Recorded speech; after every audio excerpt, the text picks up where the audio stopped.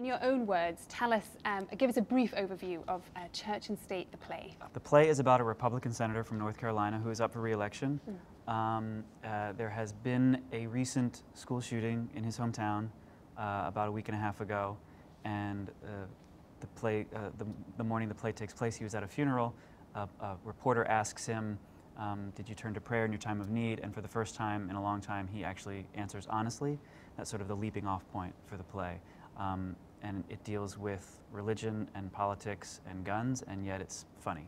I think theater is a place, it's a much safer place for people to come together that have disagreeing points of view. And rarely do people on opposite sides ever come to the same place anymore. I think movie theaters, comedy shows, and live theater like this are maybe the only place where you'll get people on opposite sides to go to the same place because they all want to be entertained by something.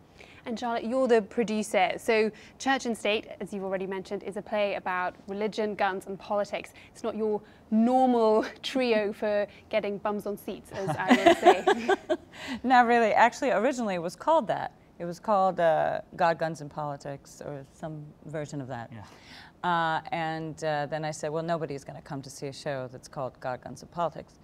So Jason changed it to Church and State. Originally, because the play's infused with humor, it's not a bitter pill kind of theater. We tried it out in LA. It actually had its first run in LA. And out there, we discovered that people loved this play and were very moved by it and inspired by it and laughed through the pain.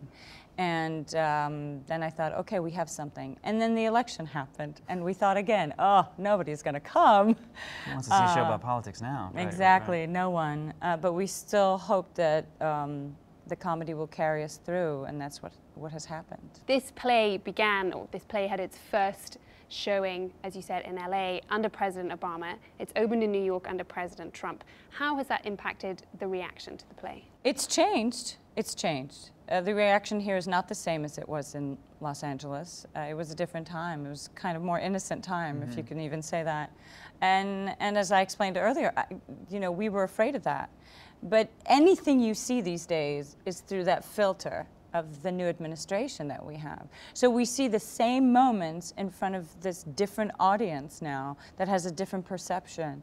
I think people are even more moved now, are even more ready to act, are even more ready to take things into their own hands, as opposed to before, where people were a little bit more like, oh, that's very exciting, and now I'm going to go home and have a latte.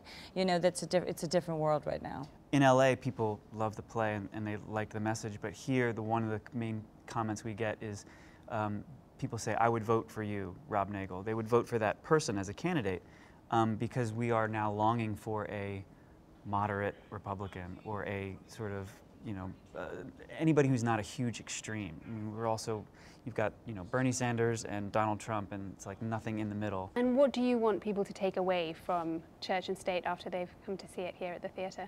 I welcome any reaction that we get. If it changes one person's point of view, somebody was a staunch proponent of the Second Amendment who now thinks, you know what, maybe we can relax our gun laws. Maybe we can give on the universal background checks.